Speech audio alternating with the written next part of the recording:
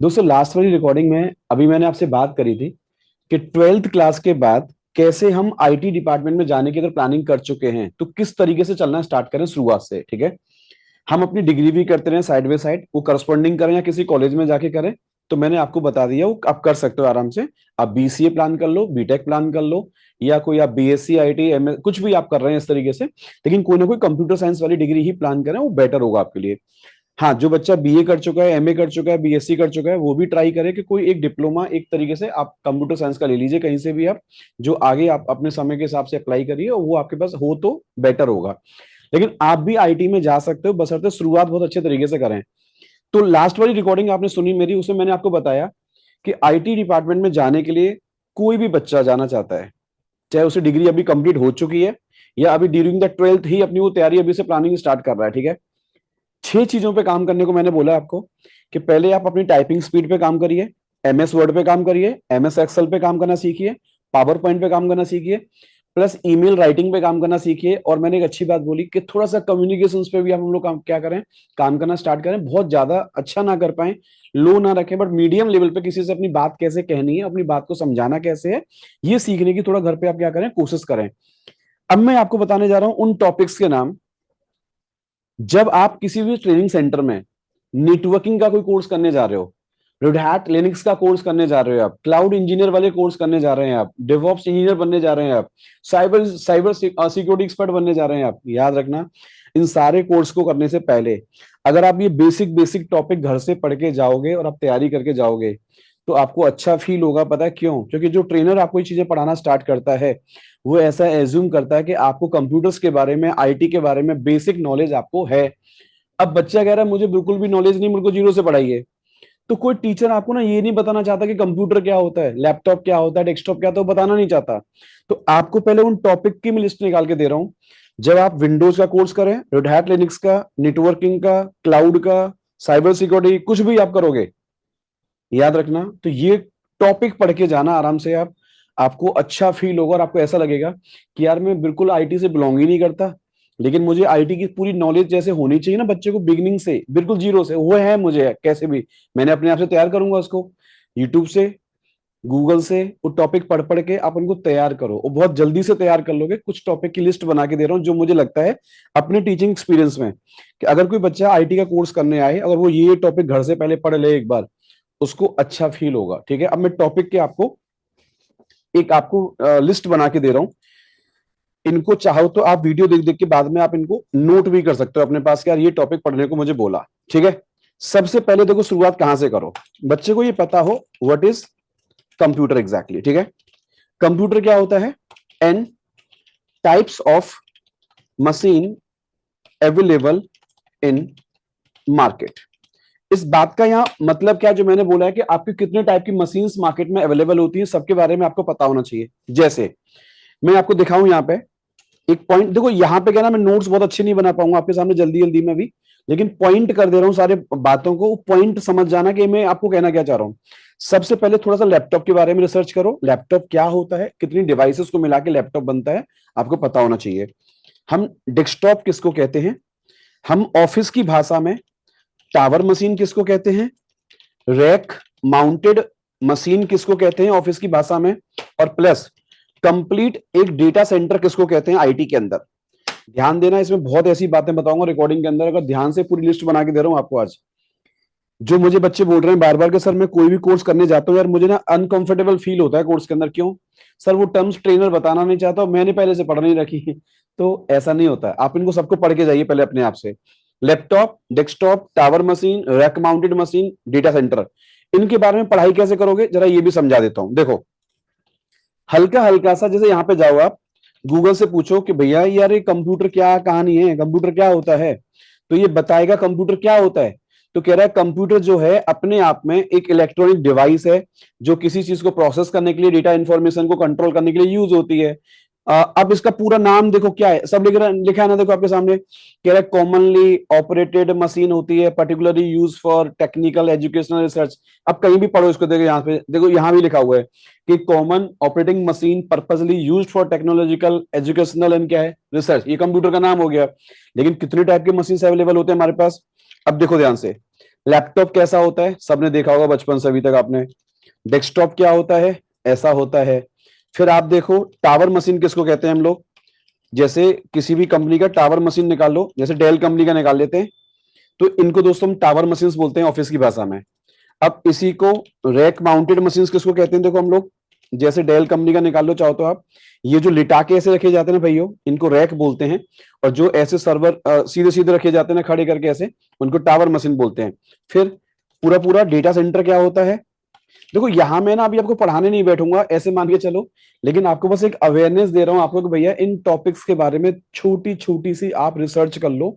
बहुत ज्यादा डिमांड, कोई आपसे पूछे बस ऐसे कि हमारे ऑफिस में लैपटॉप चलते हैं, डेस्कटॉप चलते हैं, टावर मशीन चलती हैं, रैक माउंटेड सर्वर चलते हैं, डेटा सेंटर में काम करते हैं ऑफिस के अंदर, तो आपको ये भाषा आईटी में जाने से पहले समझ में आनी स्टार्ट हो जाए, मैं ये चाहता हूँ सारी रिकॉर्डिंग के अंदर, ठीक है ना। ऐसा फील करो कि आपने इन टॉपिक्स पे आपने भी चर्चा स्टार्ट करी। फिर आप सबसे पहले समझिए क्या, कि एक कंप्यूटर के ऊपर हम तीन टर्म्स समझे पहले क्या, व्हाट इज हार्डवेयर, हार्डवेयर क्या होता है, एंड व्हाट इज ऑपरेटिंग क्या है, ऑपरेटिंग सिस्टम क्या होता है, एंड व्हाट इज एप्लीकेशन। एक सिस्टम के ऊपर, सिस्टम की भाषा में हार्डवेयर हम किसको कहते हैं, ऑपरेटिंग सिस्टम किसको कहते हैं, और एप्लीकेशंस किसको कहते हैं, ये आपको समझ में आना चाहिए। प्लस आपको ये समझ में आना चाहिए how many devices are required in any computer क्या है, मशीन। मतलब हमारे कंप्यूटर मशीन में कौन कौन सी डिवाइसेस लगी होती हैं, उनका एन क्या है उनका, आपको रोल बोलूं या आपको उनका क्या समझना है, आपको उनका फंक्शन आपको समझना है कि कौन सी डिवाइस हमारे कंप्यूटर में क्या काम करने के लिए बनाई गई है और वो क्या करती है, ठीक है। तो पहले क्या समझना है कंप्यूटर के बारे में, कितने टाइप के डब्बे या मशीन ऑफिस में आते हैं हमारे पास, ये सब समझना है। फिर हार्डवेयर किसको कहते हैं, ऑपरेटिंग सिस्टम किसको कहते हैं, एप्लीकेशंस किसको कहते हैं, आप जरा इसको समझने की कोशिश करें। प्लस डिवाइसेस, कितनी डिवाइस होती हैं जिनको मिला के हमारा कंप्यूटर रेडी होता है, और हर डिवाइस का रोल क्या होता है। अब कौन कौन सी डिवाइस आपसे पूछी जाती है इंटरव्यूज के अंदर, आपको पता होना चाहिए। रोल्स ऑफ, समझिए, रैम किसको कहते हैं, रोम किसको कहते हैं कंप्यूटर की भाषा में, सीपीयू किसको कहते हैं, मेमोरी किसको कहते हैं, डिस्क किसको कहते हैं, ठीक है। ये सारी भाषा आपको समझनी पड़ेगी आपको। प्लस आपको ये समझना पड़ेगा हम लोग मदरबोर्ड किसको कहते हैं, एनआईसी किसको कहते हैं, और हम लोग बायोस किसको कहते हैं, यूईएफआई किसको कहते हैं, है ना। ये आपको बेसिक जो टर्म्स है ना दोस्तों, ये आपको थोड़ा सा क्लियर करना पड़ेगा। और एक पॉइंट यहां पे और ऐड कर रहा हूं कि सीमोस क्या होता है, एसएमपीएस क्या होता है कंप्यूटर के अंदर, ये आपको बेसिक जो टर्म्स है ना, इनके बारे में आपको समझना पड़ेगा। टर्म्स बोले तो इनका यूज क्या है, और आप बोलो तो इनका फंक्शन क्या है, क्या क्यों कैसे आपके कंप्यूटर में डिवाइसेस सारी यूज होती हैं। अब इनको देखो पढ़ोगे कैसे, कंप्यूटर में अगर आप पढ़ना चाहो तो कैसे पढ़ोगे इनको आप, तो सीधे यहां पे जाओ, आपने लिखा यहां पे कंप्यूटर क्या है, ठीक है, व्हाट इज कंप्यूटर। तो ध्यान से देखो यहां पे आपको ये मिल जाएगा कि भाई कंप्यूटर में ना ये सारी डिवाइसेस लगी होती है, मॉनिटर है, कीबोर्ड है, माउस है। अब इनके बारे में पढ़ना स्टार्ट करो थोड़ा थोड़ा आप लोग। अब यहां पढ़ना स्टार्ट करो कि कंप्यूटर में यार ये मदरबोर्ड क्या होता है ना। तो देखो ध्यान से, ये आपको मदरबोर्ड मिल गया। अब मदरबोर्ड के अंदर देखो यार, एनआईसी किसको कहते हैं, ये नेटवर्क इंटरफेस कार्ड क्या होता है, ठीक है। ऐसे घर पे पढ़ो, ये रैम क्या होती है ना। अच्छा राम जी निकला यहाँ पे, तो रैम इन क्या लिखो यहाँ पे, तो ये रैम क्या होती है, ठीक है। अब रैम की बात, फिर रोम क्या होता है, ये सब समझना पड़ेगा आपको। सीमोस क्या होता है, सीमोस बैटरी क्या होती है कंप्यूटर के अंदर, कैसे काम करती है, क्या फायदा है इसका। फिर एसएमपीएस क्या होता है, तो ये सब पता है क्या, मैं आपको रियली बता रहा हूं ईमानदारी से। अगर आप कितने भी देहात में कहीं भी रहते हो, आपको लगता है यार आईटी का यार कोई पढ़ाने वाला नहीं है, कुछ भी नहीं है, कैसे शुरुआत करूं आईटी में जाने की, इनको पढ़ना स्टार्ट करो घर पे, और आपको ऐसा फील होगा कुछ दिन के बाद कि अब यार आईटी में यूज होने वाली जो टर्म्स है ना, वो दिन को धीरे धीरे मैं समझना क्या कर रहा हूँ, स्टार्ट कर रहा हूँ। आपको याद होगा एक जमाने में, या अभी भी बहुत सारे सेंटर में हार्डवेयर नेटवर्किंग का कोर्स कराया जाता है, हार्डवेयर बेसिक आपको कंप्यूटर सिखाया जाता है। पता नहीं, मुझे अब ऐसा लगता है कि मार्केट में यूट्यूब पे या गूगल पे इतना सारा डेटा अवेलेबल है, बच्चा बेसिक बेसिक हार्डवेयर अभी घर पे पढ़ सकता है। आपको अलग से कोई सेपरेट कोर्स करने की शायद आपको जरूरत नहीं है, क्योंकि हमें हार्डवेयर डिजाइनिंग का या ट्रबल शूटिंग का तो कोर्स हमें करना नहीं है। हमको बेसिक हार्डवेयर ये पता हो कि हमारा मशीन काम कैसे करता है, एग्जैक्टली इसमें होता क्या है सारा ना, बस इतना पता हो हमारे लिए काम चलेगा। तो रैम क्या है, रोम क्या है, सीपीयू मेमोरी किसको कह रहे हैं यहाँ पे हम लोग, और दूसरा डिस्क के बारे में, हार्ड डिस्क कैसी होती है क्या होती है, मदरबोर्ड क्या है, एनआईसी क्या है, बायोस क्या है, यूईएफआई क्या है, सीमोस क्या है, एसएमपीएस क्या है, इन सब के बारे में बेसिक बेसिक आप घर पे क्या करो, काम करना आप सीखो। प्लस अब आप ये देखो ध्यान से, टाइप्स ऑफ ऑपरेटिंग सिस्टम कितने मार्केट में आते हैं आपको ये समझना है। सेम आपको समझना है कि टाइप्स ऑफ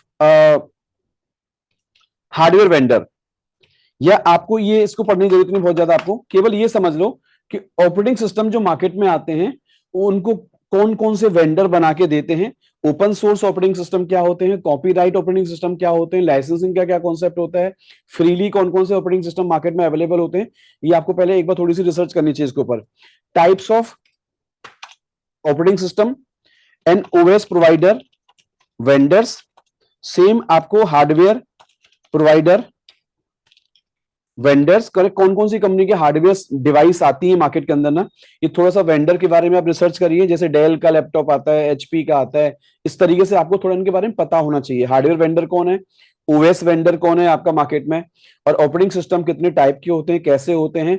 इसमें आपको ये समझने की कोशिश करना कि एक तो ओपन सोर्स क्या होता है, और एंड आपका एक कॉपी राइट ऑपरेटिंग सिस्टम हम किनको कहते हैं, ठीक है। ये बेसिक टर्म्स हैं, अगर बच्चा इनको पढ़ के जाएगा उसे कंफर्ट फील होगा, आप इस चीज को मान लीजिए पक्का, ठीक है। ये हो गए 5 पॉइंट मेरे। अब मैं आपको थोड़ा और आगे लेके जा रहा हूं, ठीक है। आपको ये पता होना चाहिए कि हम जब किसी हार्डवेयर के ऊपर एक ऑपरेटिंग सिस्टम डालते हैं, पहली बार इंस्टॉल करते हैं, तो हम लोग किसी भी बूटेबल पेन ड्राइव जो होती है ना हमारी, पेन ड्राइव में हम ओएस कैसे राइट कर सकते हैं और उसको एक डब्बे के अंदर इंस्टॉल कैसे करते हैं। तो आपको क्या समझना है पहले, आपको यहाँ पे how we can create bootable pen drive to install OS on any क्या है ब्लैंक, एक ब्लैंक मशीन आपको दी जाए तो उसमें ओएस पहली बार कैसे बना, डालने के लिए हम बूटेबल पेन ड्राइव कैसे बना सकते हैं using any X Y Z. क्या है एक्स वाई जेड, मैंने क्यों लिखा है यहाँ पे कि जो जो मार्केट में सॉफ्टवेयर आते हैं जिनके द्वारा हम लोग क्या करते हैं बूटेबल पेन ड्राइव बनाते हैं, ये आपको समझ आना चाहिए। प्लस आप इतना सीखो, विंडोज जो ओएस है एटलीस्ट आपको इंस्टॉलेशन करना आपको आता हो, बेसिक आपको, ठीक है। प्लस विंडोज के ऊपर कोई भी एप्लीकेशन इंस्टॉल कैसे करते हैं, और उस एप्लीकेशन को अगेन अनइंस्टॉल कैसे करते हैं, ये आपको समझ में आना चाहिए कि इंस्टॉल कैसे करते हैं, अनइंस्टॉल कैसे करते हैं, और प्लस एप्लीकेशन को अपडेट कैसे करते हैं। क्या मतलब है इनके अंदर, अपडेट क्या होता है, इंस्टॉल क्या होता है, अनइंस्टॉल क्या होता है। ये बेसिक प्रैक्टिस आपको कम से कम विंडोज पे आपको हैंड्स ऑन होनी चाहिए आपका। आगे अगला जो पॉइंट बताने जा रहा हूं इसको थोड़ा ध्यान से समझने की कोशिश करें, जो अगला पॉइंट बता रहा हूं बहुत काम का है। इतना आपको समझ में आ गया कि चल यार कंप्यूटर क्या है, laptop, desktop, tower machine, rack mounted data centre, operating system क्या होता है, एप्लीकेशन क्या होता है, हार्डवेयर क्या होता है, कौन कौन सी डिवाइस हार्डवेयर में काम करती हैं, उनमें से रैम रैम का क्या काम है, रोम का काम क्या है, सीपीयू क्या है, मेमोरी क्या है, डिस्क क्या है, मदरबोर्ड क्या है, निक क्या है, BIOS, UFI, CMOS, SMPS, basic term से सारे आपके क्लियर हो गए यहाँ पे। फिर ऑपरेटिंग सिस्टम कितने टाइप के आते हैं, तो ओपन सोर्स क्या होता है, कॉपीराइट क्या होता है, ओएस प्रोवाइडर कौन कौन से वेंडर मार्केट में ओएस देते हैं मार्केट के अंदर, हार्डवेयर वाले वेंडर कौन कौन से होते हैं, ये आपको सारा समझना पड़ेगा। फिर आपको यहाँ पे एक बात समझनी पड़ेगी अभी, क्या कि हम जो डिस्क यूज करते हैं ना, डिस्क के अंदर दोस्तों कुछ टेक्निकल टर्म्स हमारी यूज होती है, पता है क्या। जैसे एक तो एमबीआर एंड जीपीटी, ये इसकी क्या प्रॉपर्टीज होती हैं, इनको थोड़ा सा पढ़ के जाएं आप कहीं भी, क्योंकि जब भी आप आगे जाके अभी अपर लेवल पे कोर्सेज करोगे तो ये सारे टर्म्स अभी यूज हो रहे हैं आजकल क्लासेस के अंदर, ठीक है। ये प्रॉपर्टीज जो इसकी होती है ना, इनको एक बार जरा देख के जाएं आप एक बार कि एमबीआर क्या होता है हार्ड डिस्क के अंदर, कैसे काम करता है, जीपीटी का कॉन्सेप्ट क्या होता है, कैसे ये पार्टीशन प्रॉपर्टीज में काम करता है। ये आपको थोड़ा सा इनके बारे में, इनके कॉन्सेप्ट आपको पता होने चाहिए। एंड इनकी कुछ लिमिट्स होती हैं पार्टीशन क्रिएशन में, तो इनके बारे में आपको थोड़ा क्या है पता होना चाहिए, ठीक है। डन भाइयों, यहां तक। अब अगला जो पॉइंट बताने जा रहा हूं वो बहुत काम का है। कुछ बच्चों को इतना और समझना चाहिए कि यार हम कंप्यूटर की भाषा में बाइनरी किसको कहते हैं, ऑक्टल किसको कहते हैं, जैसे बाइनरी, डेसिमल, है ना, ये सब आपने सुना होगा। हेक्साडेसिमल क्या होता है। तो ये बेसिक बेसिक कुछ टर्म्स आपकी होती हैं, इनको थोड़ा सा आप क्या करिए, इनको रेडी करना सीखिए। जैसे आपसे पूछा जाता है कई बार कि बताओ ये बाइनरी नंबर है, इसको डेसिमल में कन्वर्ट कैसे करोगे, या डेसिमल को बाइनरी, ये आपको थोड़ा सा क्या करना पड़ेगा, सीखना पड़ेगा आपको। गूगल पे आपको सारे इसके नोट्स मिल जाते हैं, आपको बड़े प्यार से आपको देखने पड़ेंगे वहां से एक बार, ठीक है, कि ये कैसे काम करता है। थोड़ा सा और अगर मैं आपको आगे लेके जाऊं, तो एक टॉपिक जरा और पढ़ने की कोशिश करें जो आगे जाके कहीं ना कहीं आपके काम आता है। जैसे हमारे कंप्यूटर के अंदर कुछ जब नेटवर्किंग होती है आगे जाके, तो कंप्यूटर की भाषा में बस इतना पढ़ लेना कि हम नेटवर्क जो केबल होती है या इथरनेट केबल किसको कहते हैं, हम कनेक्टर किसको कहते हैं, ठीक है, और मशीन के ऊपर एक आईपी एड्रेस डालने का फॉर्मूला क्या होता है और क्यों हमको आईपी एड्रेस की रिक्वायरमेंट होती है। देखो ये टॉपिक तो सारे डेप्थ में आगे जाके सब कवर होते हैं जब आप कभी किसी सेंटर से कोर्स करोगे आप, लेकिन इनके बारे में पहले इतना समझ लो कि यार जब मुझसे कोई ये वर्ड बोलेगा तो मुझे पता होना चाहिए। अब जैसे मैं आपको बताऊं कैसे पढ़ाई करोगे, देखो जैसे मैं देखो गूगल पे जा रहा हूं अभी, मैंने यहाँ पे गूगल से पूछा यार व्हाट इज बिट इन क्या है कंप्यूटर, मतलब बिट क्या होता है, ठीक है। अब मैंने इससे पूछा भैया ये बताओगे जरा ये बाइनरी क्या होता है ना। तो आप इस तरीके से जल्दी जल्दी इनको पढ़ना स्टार्ट करो यहाँ पे, ठीक है। ऐसे मैंने यहाँ पे पूछा अभी कंप्यूटर से कि ऑक्टल नंबर क्या होता है, ठीक है, तो ये आपको सारा बताएंगे, ठीक है। तो ध्यान से सुनना, मैं ये वाला शायद मैं लिखना भूल गया हूँ स्लाइड में, मैं इसको लिख देता हूँ यहाँ पे। बाइनरी, डेसिमल, ऑक्टल और ऐसे ही आपका डेसिमल, हेक्साडेसिमल सब क्या होता है ये पता होना चाहिए, प्लस बिट्स के बारे में आपको पता होना चाहिए। इसको लिख देता हूँ यहाँ पे और थोड़ा सा इसको समझने की कोशिश करें, ठीक है, क्या होता है सारा कॉन्सेप्ट है। और नेटवर्क केबल के बारे में आपसे बात कर रहा था, तो देखो ध्यान से, जब आप ढूंढोगे यहाँ पे नेटवर्क केबल क्या होती है, ये इनको दोस्तों हम केबल्स बोलते हैं, नेटवर्क केबल, ठीक है। अब इसमें जो कनेक्टर लगा होता है इसको RJ45 हम क्या बोलते हैं, कनेक्टर बोलते हैं। इनका मतलब क्या है आपको सब समझना पड़ेगा, ठीक है, ये वाला। फिर आपको ये समझना पड़ेगा कि नेटवर्क स्विच क्यों लगाई जाती है रियल लाइफ के अंदर, जब कंप्यूटर्स आपस में कनेक्ट करे जाते हैं तो इनको स्विच के द्वारा कैसे कनेक्ट किया जाता है। तो आप इतना समझो, नेटवर्क केबल क्या है या इथरनेट केबल क्या है, कनेक्शन क्या है, आईपी एड्रेस क्या है, और कंप्यूटर में जो लैन कार्ड लगा होता है, लैन कार्ड या इसी को कई लोग एनआईसी कार्ड बोलते हैं, आपको जो समझ में आए, नेटवर्क इंटरफेस कार्ड, ठीक है, इसका रोल क्या है, प्लस एक नेटवर्क स्विच क्या होती है, नेटवर्क स्विच क्या होता है। और इसी में आपको एक चीज और ऐड कर देता हूं, नेटवर्क स्विच के बाद पहले मार्केट में दोस्तों स्विच नहीं होती थी, पहले हम इसको हब बोलते थे, ठीक है। हब के बाद फिर नेटवर्क स्विच कैसे आया मार्केट में और क्या फंडा है इसका समझना पड़ेगा। प्लस थोड़ा सा आपको ये समझो कि कंपनी के अंदर राउटर क्यों लगाए जाते हैं, और प्लस कंपनी के अंदर सिक्योरिटी लगाने के लिए फायरवॉल्स कैसे इंप्लीमेंट किए जाते हैं, फायरवॉल क्यों लगाते हैं, बस इतना समझना है आपको। दोबारा बोल रहा हूं, ये सारे टॉपिक्स पे आपको ज्यादा महारत हासिल नहीं करना है, लेकिन कोई भी आपसे जब ये वर्ड बोले, इस वर्ड का मतलब आपको पता होना चाहिए। प्लस आपको ये पता हो कि ये जब टर्म्स मुझसे कोई पूछेगा आज के बाद किसी भी ट्रेनिंग सेंटर में, जब मैं साइबर सिक्योरिटी का कोर्स करने जा रहा हूँ, रेड हैट लिनक्स का कोर्स करने जा रहा हूँ, विंडोज का कोर्स करने जा रहा हूँ, क्लाउड इंजीनियर वाला कोर्स कर रहा हूँ, याद रखना वो ट्रेनर आपसे उम्मीद लेके चलता है क्या, कि इतने सारे टर्म्स जब मैं बोलूंगा तो इस बच्चे को जितने सारे बच्चे बैठे हैं क्लास के अंदर वो सब इन वर्ड के मीनिंग पहले कहीं ना कहीं से क्या करते हैं, वो जानते हैं। लेकिन बैच में हर एक बच्चा इन सारी बातों को नहीं जानता, उसको शुरुआत से बताना पड़ता है, ठीक है। तो ये आप थोड़ा सा पढ़ के कोशिश करना यहाँ पे, और एक बात जरूर समझने की कोशिश करना कि जब हम किसी वेंडर से इमेज हम लेते हैं, इमेज, तो हम आईएसओ इमेज किसको कहते हैं, एन सॉफ्टवेयर एप्लीकेशन जो होते हैं हमारे पास फाइल्स, इन दोनों में क्या डिफरेंस होता है कि आईएसओ इमेज क्या होती है और सॉफ्टवेयर एप्लीकेशन की जो फाइल्स होती हैं सॉफ्टवेयर को डालने के लिए, इन दोनों में क्या डिफरेंस होता है, ये सब आपको पता होना चाहिए। तो आप ऐसे मान के चलो मोटा मोटा, जो मैंने आपसे कमिट किया था अभी लास्ट वाली रिकॉर्डिंग में, कि जो बच्चा पहली बार आईटी डिपार्टमेंट में जाने की कोशिश कर रहा है तो वो पहले 6 चीजों पे काम करे जो मैंने आपको बता चुका हूं पहले आपको, उनके जस्ट बाद वो इन पॉइंट को खोजना स्टार्ट करे गूगल से या यूट्यूब से, कि चल यार आज यार सीमोस के बारे में पढ़ता हूँ क्या होता है, रैम क्या होता है, रोम क्या होता है, मदरबोर्ड क्या होता है, एनआईसी क्या होता है, आईपी एड्रेस क्यों डालना पड़ता है कंप्यूटर के ऊपर हमको, ठीक है, और ये हब क्या है, स्विच क्या है, नेटवर्क केबल क्या है, बिट क्या है, बाइनरी क्या है, ऑक्टल क्या है, हेक्साडेसिमल क्या है, विंडोज कैसे इंस्टॉल होती है हार्डवेयर के ऊपर, है ना। काफी बच्चे पता क्या बोलते हैं कि हार्डवेयर के ऊपर विंडो पहले पड़ी आती है, लैपटॉप जब लेके आते हैं मार्केट में, हम नहीं, हम चाहें तो उस हार्डवेयर के ऊपर अगर विंडोज मुझे मैनुअली डालना आता है, पेन ड्राइव बूटेबल बनाना आता है, तो मैं उसको मैनुअली इंस्टॉल भी कर सकता हूं। याद रखना इस चीज को। तो ऐसे आप क्या करो पता है, ईमानदारी से घर बैठ के पहले इन सारे टर्म्स को थोड़ा थोड़ा घर पे आप क्या करो, इनको खोजना स्टार्ट करो, इनके बारे में समझने की कोशिश करें आप। और मैं यकीन से बोल रहा हूं, अगर आपने ये जो मैंने दिया है फाइल आपको, इसका फोटो लेके रख लो, और इसके फोटो को लेके आप एक एक करके पॉइंट पे रिसर्च करना स्टार्ट करो। मुश्किल से पता है 7-8 दिन लगते हैं सारे टॉपिक्स को कवर करने में, इंटरनेट से बच्चा पढ़ेगा ना, तो 7 या 10 दिन मान लो मैक्सिमम।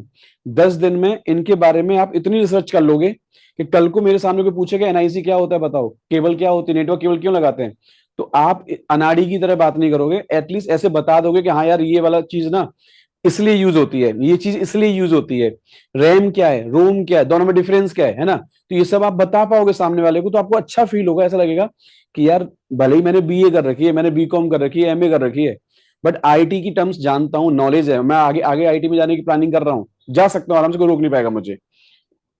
मेहनत होती है, स्टार्टिंग अच्छी करो, स्टेप बाय स्टेप चलने की कोशिश करो। तो मैंने अभी आपको क्या बताया लास्ट वाली वीडियो में, 6 पॉइंट आपको बताए थे, पहले उन पे काम करना स्टार्ट करें आप, ठीक है, और उसके जस्ट बाद रुकना नहीं है, फिर इन टॉपिक्स की रिसर्च करना क्या कर दो, स्टार्ट कर दो।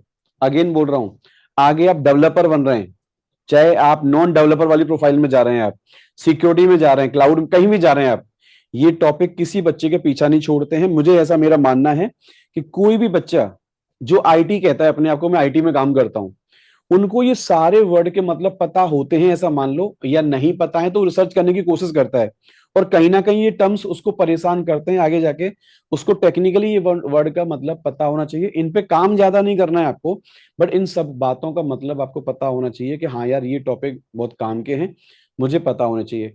एक लास्ट पॉइंट इसमें ऐड करके दे रहा हूं आपको, जो हो सकता है आपके काम आ जाए कभी।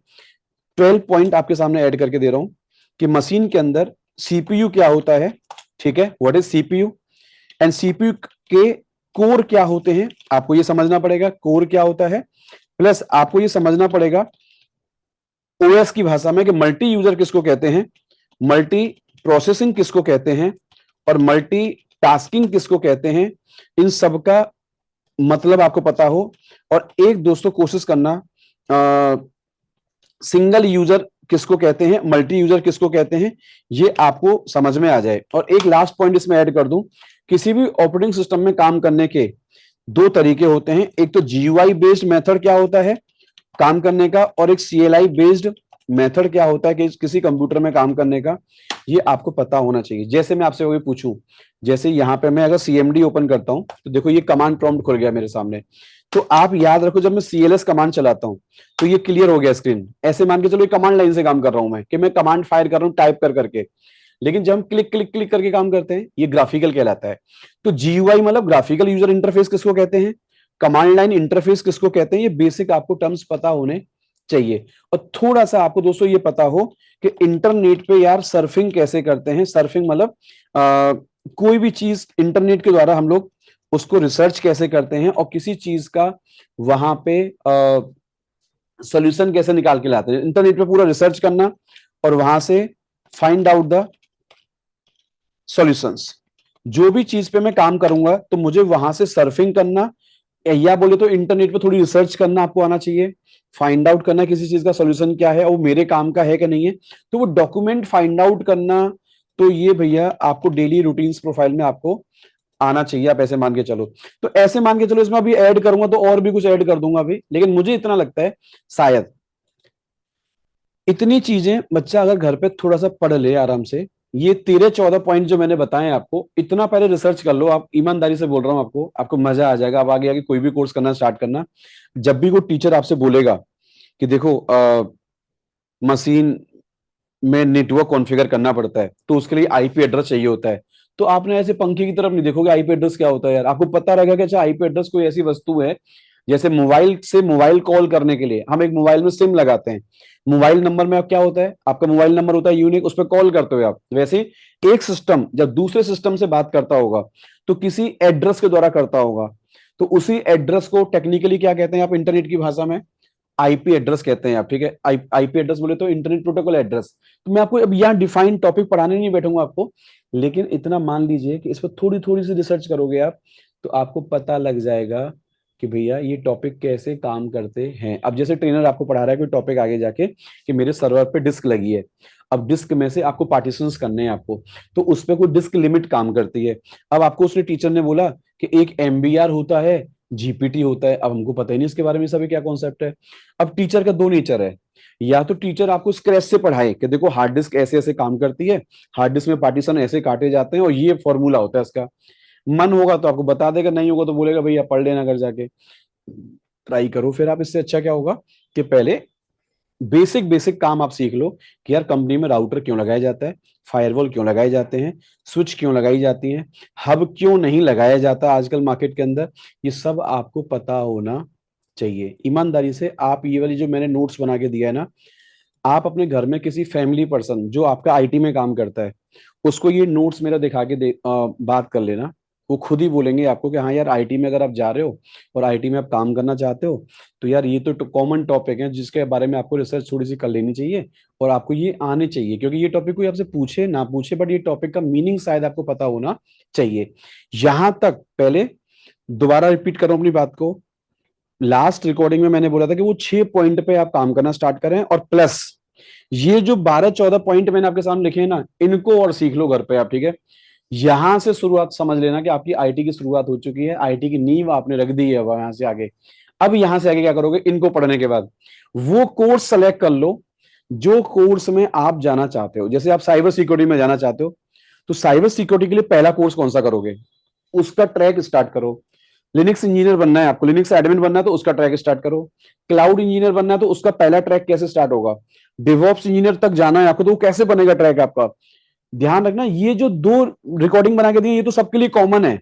अब यहां से आगे ट्रैक सबके क्या हो जाएंगे, अलग अलग डिवाइड हो जाएंगे कि अब आपको किसको कहां जाना है, उसके हिसाब से वो करियर पाथ क्या करोगे आप अपना सेलेक्ट करोगे, उसी के हिसाब से कोर्सेज करते जाओगे और आप धीरे धीरे उसमें आगे मूव ऑन होते चले जाओगे। अब फर्दर और भी रिकॉर्डिंग्स बनाऊंगा कि जब जिन्होंने यहां तक कवर कर लिया अब उसके आगे अगेन वो बच्चा किस तरीके से क्या करे, मूव ऑन करे। मैंने लास्ट टाइम एक रिकॉर्डिंग दोस्तों और बना के दी थी आपको, मैंने कहा था कि बच्चा कोई एसएससी की तैयारी कर रहा है, कोई गवर्नमेंट जॉब की तैयारी कर रहा है और वो अपना पैरेलली आईटी डिपार्टमेंट मूव करना चाहता है अभी फिलहाल, तो उनके लिए भी दोनों रिकॉर्डिंग काम की हैं कि मैं घर पे अब दोबारा आईटी में जाना चाहता हूँ तो कैसे कम बैक करूं वापस से। तो सुन लो वो 6 पॉइंट जो बताएं वो आपके भी काम के हैं, वो 6 पॉइंट पे आप घर पे काम करना स्टार्ट कर दीजिए, प्लस इन सारे पॉइंट को घर पे आप रेडी कर लीजिए। और अब आप चाहो तो किसी प्रोफाइल को सेलेक्ट कर लो जिस प्रोफाइल में आप जाना चाहते हैं, आप डेवलपमेंट में जाना चाहते हैं या आप बिना डेवलपमेंट वाली प्रोफाइल में जाना चाहते हैं। वैसे पता है ये टॉपिक्स जो डेवलपमेंट में नहीं जाना चाहते उनके बहुत काम के हैं, जिसको लगता है मुझे नेटवर्क इंजीनियर बनना है, क्लाउड इंजीनियर बनना है, उनके टॉपिक बहुत काम के, उनको तो पढ़ना ही चाहिए 100%, ठीक है। हाँ जो डेवलपर्स होते हैं ना, कोर डेवलपर्स, वो यार ये टॉपिक ना पढ़े ना तब भी उनका काम चलेगा, क्यों, बेसिक पढ़ लें, वो ऊपर वाले जैसे 4-5 जो पॉइंट है इसमें, वो जो ऊपर के 4-5 पॉइंट है उनके काम के हैं, बाकी वो नीचे वो नेटवर्क ना पढ़े ये सब ना पढ़े काम चलेगा, बट ऐसा नहीं है, काम उनको भी कहीं ना कहीं पड़ेगा इनके साथ, ऐसे मान के चलो आगे जाके ये तो जरूरी है उनके लिए है। तो आपको जो समझ में आए, लेकिन मुझे लगता है ये 13-14 पॉइंट जो बताए मैंने आपको अपनी नॉलेज के लिए इनको पढ़ लो, काम आएंगे आपके लिए पक्का, ठीक है। अब यहां से आगे जो रिकॉर्डिंग्स बना के दूंगा मैं, अब मैं उन बच्चों के लिए रिकॉर्डिंग बना के दूंगा जिसने मुझे बोला कि सर अब मुझे इस वाली प्रोफाइल में जाना है, बताओ इसका पहला कोर्स कौन सा होगा, इस वाली प्रोफाइल में जाना है तो उसका पहला कोर्स क्या होगा, ठीक है। मैं उनके लिए वो रिकॉर्डिंग्स आपको बना के दूंगा अभी आपको इसके आगे, ठीक है। बाकी जिस जिस भाई ने रिकॉर्डिंग सुनी है इसको ध्यान से सुनना समझना, पर्सनली मत लेना चीजों को, ठीक है। जो सजेशन दे रहा हूँ अपने एक्सपीरियंस को लेकर सजेशन आपको दे रहा हूँ, ठीक है। आपको अच्छा लगे तो उसको फॉलो करना प्लीज, और नहीं अच्छा लगे तो आप मेरी बात को इग्नोर करें, कोई दिक्कत नहीं, ठीक है। और आप सबके लिए थैंक यू सो मच दोस्तों, थैंक यू।